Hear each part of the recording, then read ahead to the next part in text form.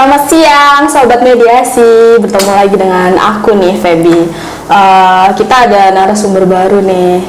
Kok narasumber ya? Mungkin ini aja lah, memantik diskusi ya Kak. Diskusi hari ini Mbak Iput ya panggilannya. Ya, aku biasa dipanggil Iput.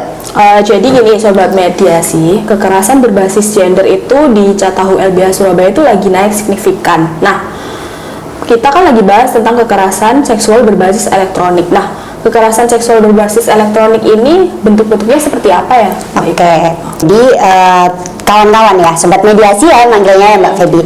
Ada banyak banget sebenarnya bentuk kekerasan seksual berbasis elektronik. Di sini aku akan coba sebutkan satu persatu ya. Yang pertama itu ada cyber surveillance atau penguntitan atau pelacakan seseorang untuk tujuan seksual.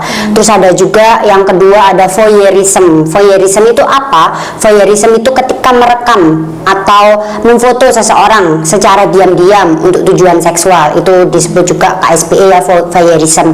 Terus ada juga apa? Sexploitation. Sexploitation itu ketika misalnya kita mengambil keuntungan dari penyebaran konten intim seseorang tanpa persetujuan. Terus ada juga NCII, non-consensual distribution of intimate images, atau mungkin yang lebih sering dikenal oleh masyarakat tuh sebagai revenge porn ya. Jadi itu penyebaran konten intim non-konsensual seseorang.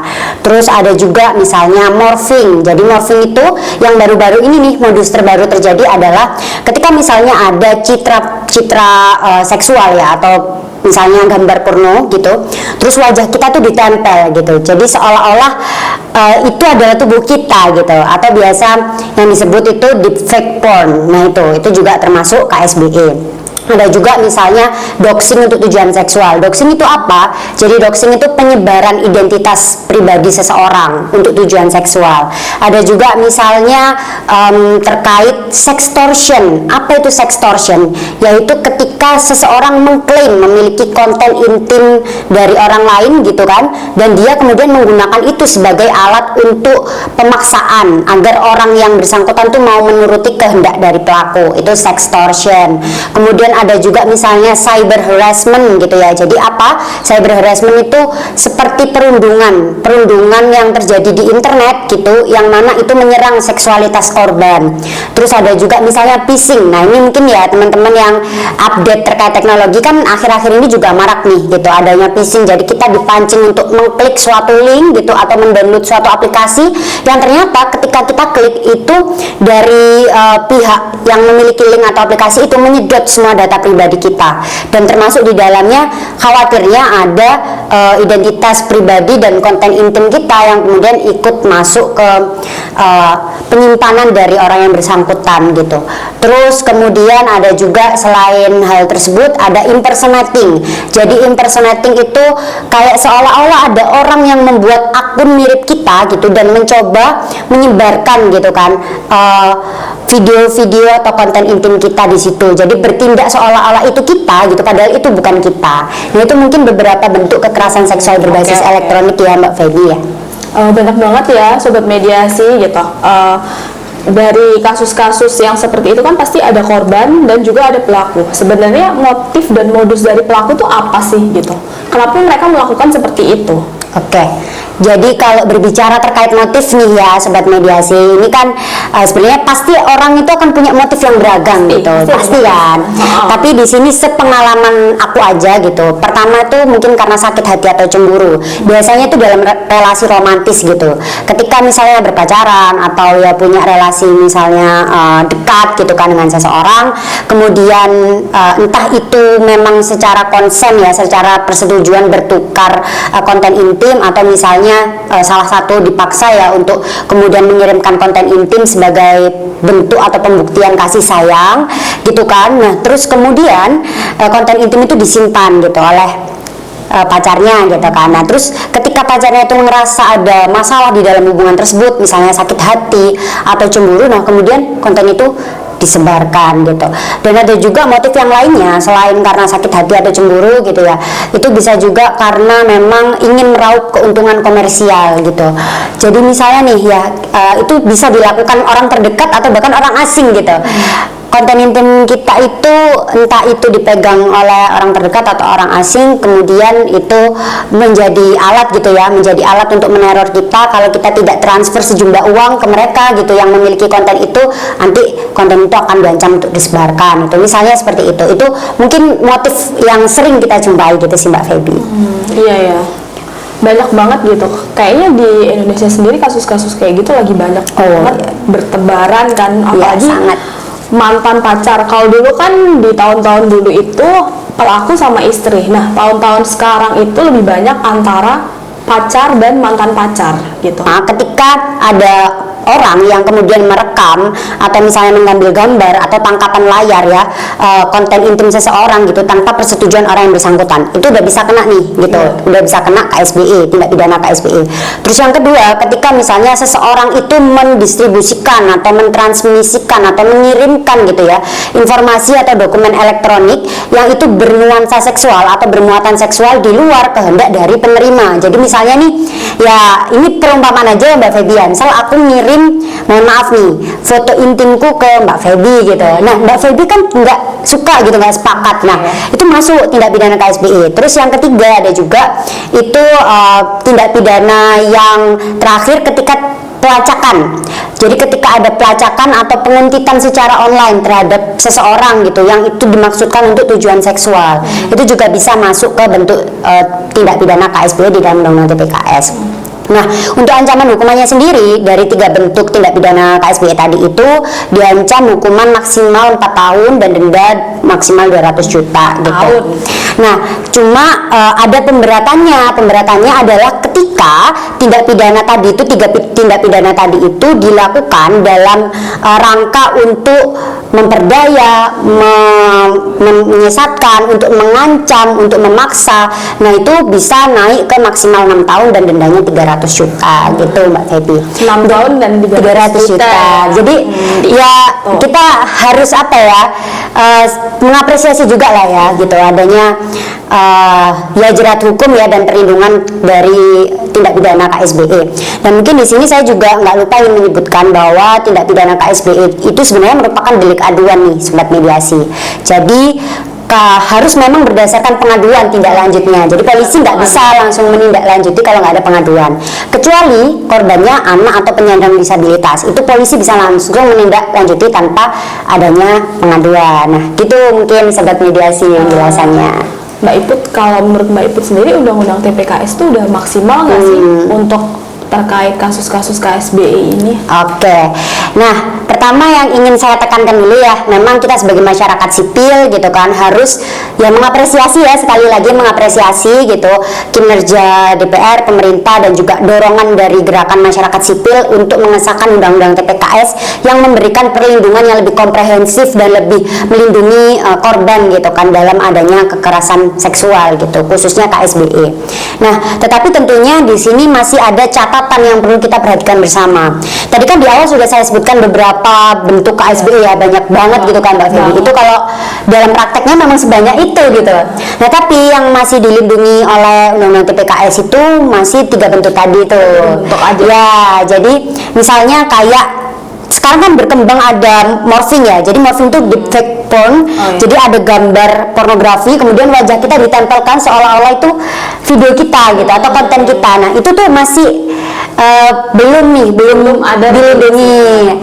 Terus sexploitation. Jadi misalnya ketika konten intim kita itu disebarkan gitu kan, kemudian pelaku itu memperjualbelikannya, itu juga masih belum dilindungi secara spesifik gitu. Terus juga misalnya perundungan seksual ya di ranah online itu juga masih belum dilindungi spesifik. Terus doxing untuk tujuan seksual juga masih belum dilindungi spesifik. Terus terkait ini pencurian identitas kita untuk akun, dibikin akun gitu kan, impersonating, itu juga masih belum dilindungi secara spesifik. Nah, meskipun demikian gitu ya, ya kita balik lagi ya, kita harus tetap gitu kan, harus tetap mendorong agar Undang-Undang TPKS ini senantiasa menjadi acuan gitu ya untuk menerapkan hukum dalam ada tindak pidana KSBE. Dan ini Mbak Feby yang jadi problema juga sebenarnya ya. kan memang untuk kekerasan seksual berbasis elektronik itu sudah diatur di dalam pasal 14 tadi kan, tapi masalahnya itu masih ada undang-undang lain gitu yang itu nggak mendukung iklim untuk pemberantasan KSBE, kayak misalnya undang-undang ITE dan undang-undang pornografi. Kalau di undang-undang ITE sendiri di pasal 27 ayat 1 junto pasal 45 undang-undang ITE itu kan menjelaskan ketika ada orang yang mendistribusikan, mentransmisikan, atau misalnya dia itu memberikan akses ya, membuat dapat diaksesnya informasi atau dokumen elektronik yang itu bermuatan asusila.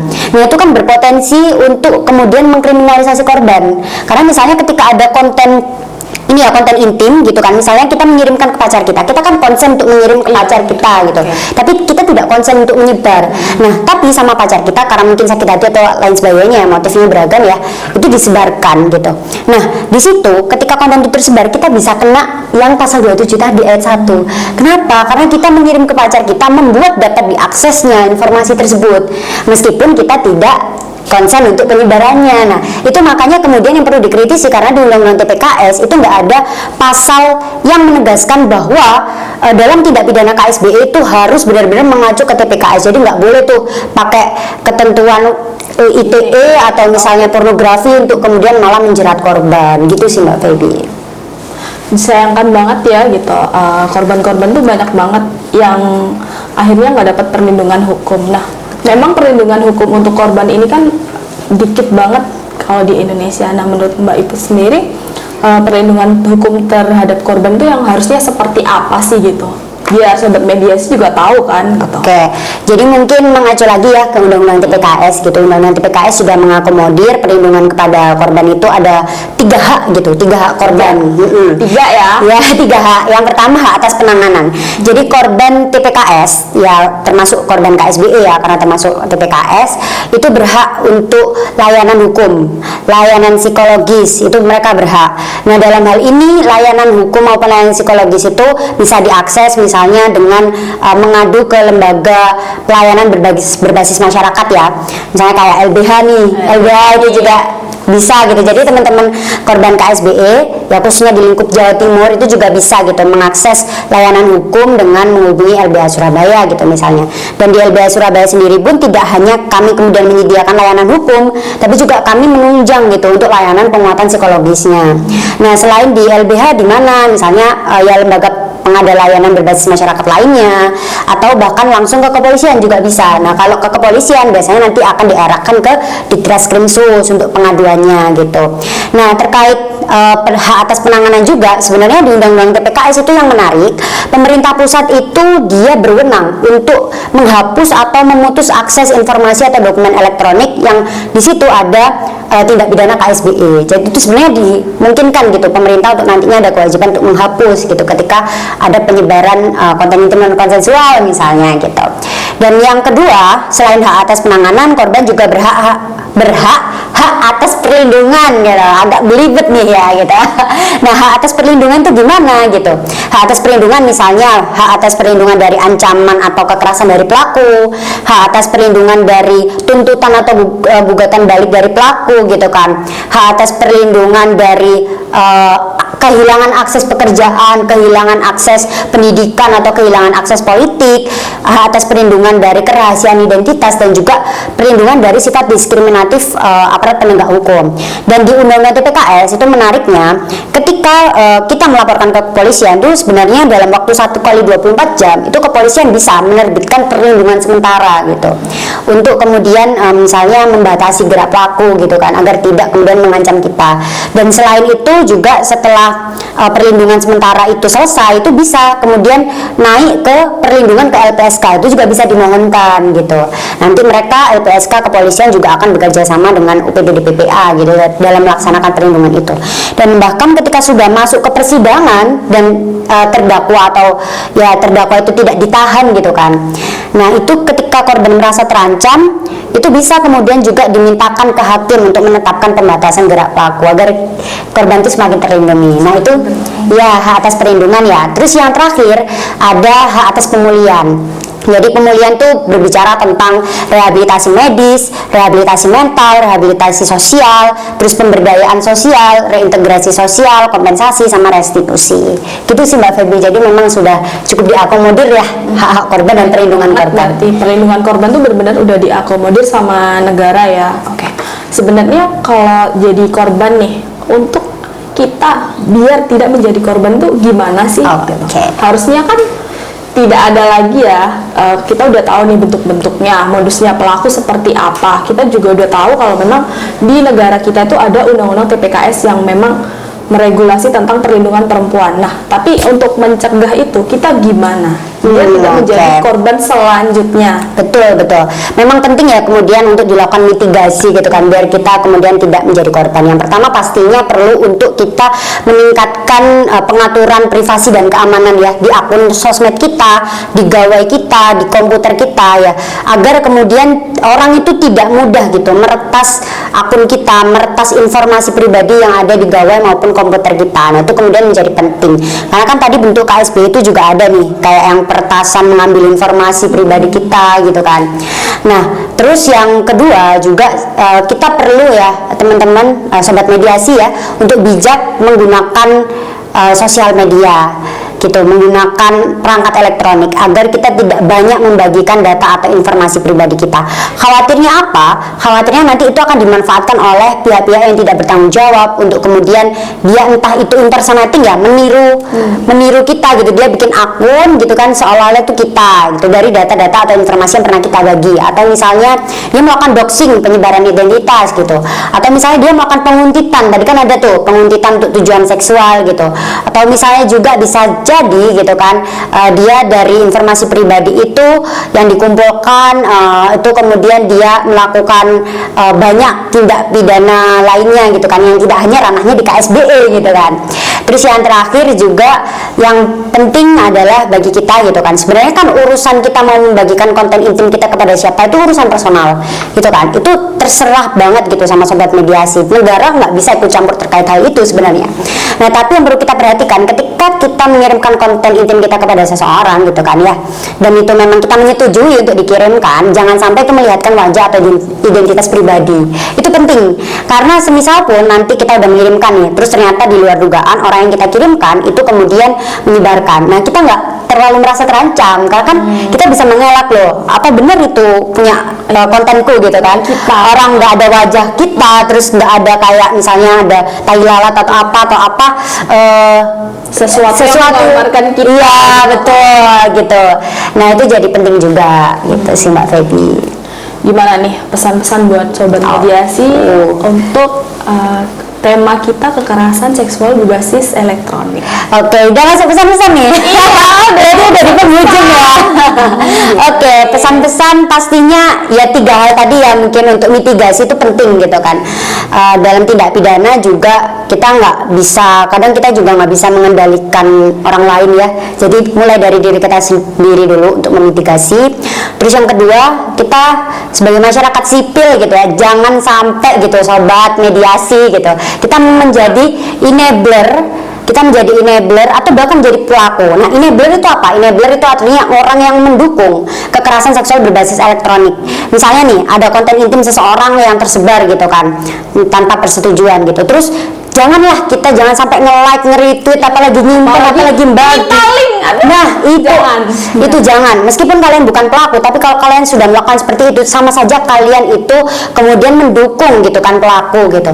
Jadi jangan sampai, selemah-lemahnya iman paling tidak ya sudah cukup berhenti di kalian, jangan disebarkan. Atau lebih baik lagi ketika kalian bisa membantu untuk melaporkan atau report ya, kan ada mekanisme report juga kan, itu akan lebih baik gitu. Dan apalagi jangan sampai jadi pelakunya, itu malah kan tadi udah dijelaskan ada jerat hukumnya gitu kan, dan 6 tahun loh, 300 juta banyak ya. Jangan sampai lupa. Nah itu, terus kemudian juga yang perlu ini ya Mbak Feby, terakhir ya mungkin dorongan untuk kita semua masyarakat sipil. Undang-undang TPKS ini sudah disahkan gitu kan, dan sebenarnya dia bagus gitu untuk memberikan perlindungan yang lebih baik bagi korban. Tapi permasalahannya kadang di lapangan itu aparat penegak hukum masih belum mau nih mengimplementasikan itu. Alasannya adalah karena belum ada peraturan pemerintahnya gitu. Jadi kita sebagai masyarakat sipil perlu sekali lagi untuk mendorong kepada pemerintah gitu kan untuk segera membentuk peraturan pelaksana dari Undang-Undang TPKS, dan yang paling penting peraturan pelaksana itu harus punya perspektif korban juga, harus melindungi korban. Jangan sampai Undang-Undang TPKS-nya udah dirancang bagus, dia udah melindungi korban gitu, terus peraturan pelaksananya melenceng atau malah kayak memberikan celah-celah yang kemudian itu tidak melindungi korban. Nah itu sih Mbak Feby mungkin apa ya, pesan-pesan lah untuk sobat mediasi. Mediasi. Jadi ini adalah akhir dari podcast kita tentang kekerasan seksual berbasis elektronik. Jangan lupa like, komen, dan subscribe. Jangan lupa untuk nonton podcast kita selanjutnya. Waspada kekerasan seksual berbasis elektronik. Waspada, sampai jumpa teman-teman.